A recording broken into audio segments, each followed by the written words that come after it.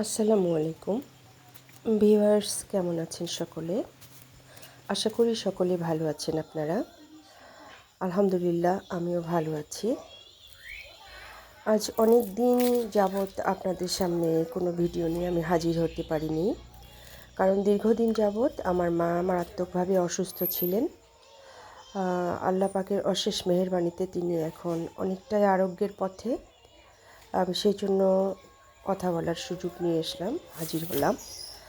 তো আজকে যেটা রান্না হবে সেটা হচ্ছে পাটের শাকের সুন্দর চমৎকার একটা ভাজি, যেটা আমরা স্বাভাবিকভাবে যেটা খাই, নর্মালি যেটা খাই সেটা, তবে পাটের শাকটা একটা চমৎকার চাটনি, মাখা চাটনির মতো এটা করেছি। তো আপনারা ভিডিওটির শুরুটা থেকে শেষটা পর্যন্ত দেখতে থাকুন।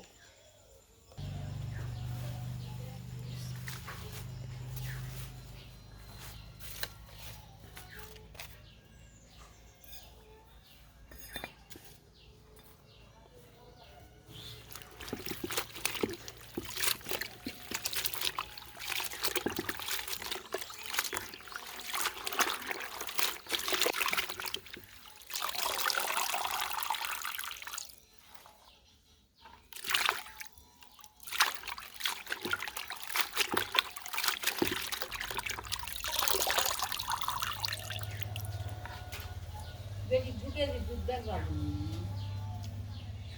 1 কেজি দিন। আচ্ছা, আর অর্ধেক ছোট বোতলের ভাবছি।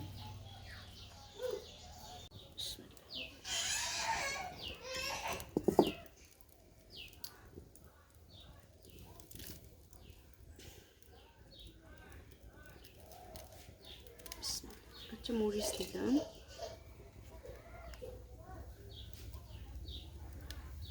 দিয়ে দিলাম পেঁয়াজ কুচি, রসুন ফাটানো,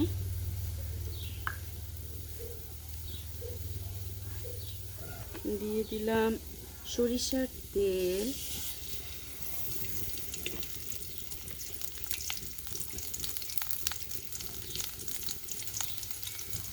এবার একটু নেড়ে নিই তেলের মধ্যে।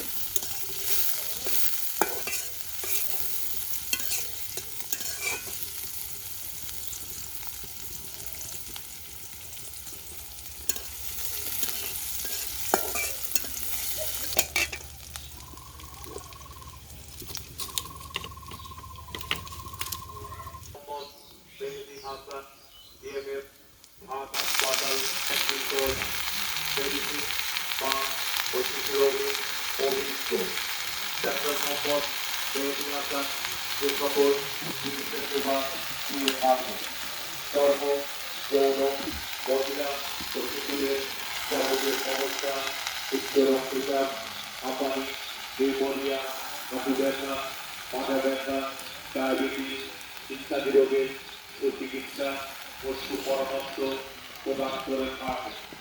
চেম্বার ওষুধ বিকাশ আব্দুল মতিনের ডাইরেক্টরের প্রতিষ্ঠান রোগীদের সময় রোগী বৃহস্পতিবার ও শুক্রবার বিকাল ৩টা হতে রাত ৮টা পর্যন্ত।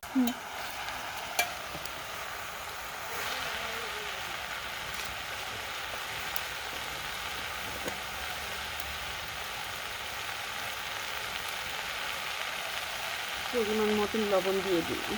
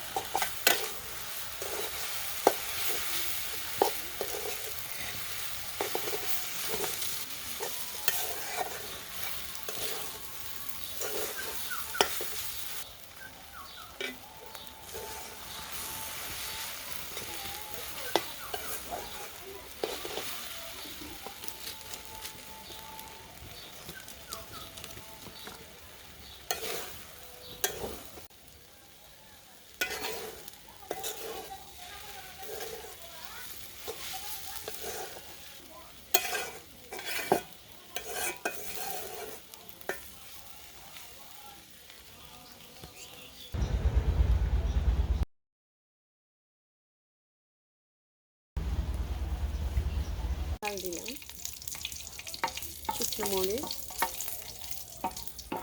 ভেজে নেব।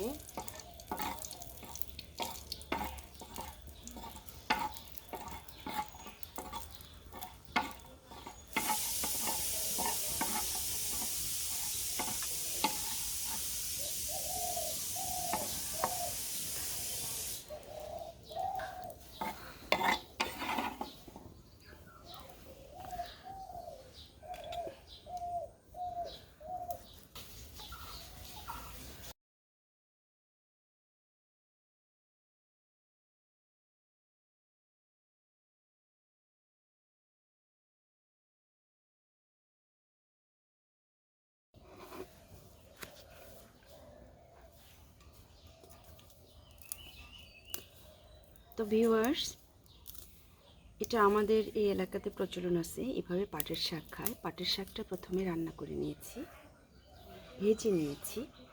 এরপরে এটাতে শুকনা মরিচ ভেজে সেটা গুঁড়ো করে নিচ্ছি। এই শুকনো গুঁড়ো মরিচ, লবণ, সরিষার তেল দিয়ে মাখায়, সেখানে পেঁয়াজ দেব। পেঁয়াজ কুচি করে কেটে নিয়েছি, তবে পেঁয়াজের কুচিটি একটু গোটা গোটা রেখেছি। এটা মুখে গিয়ে দাঁতে যখন লাগবে খুব ভালো লাগবে, টেস্টটা খেতে কিন্তু চমৎকার লাগবে। এটা গরম ভাতের সাথে খুব মজাদার।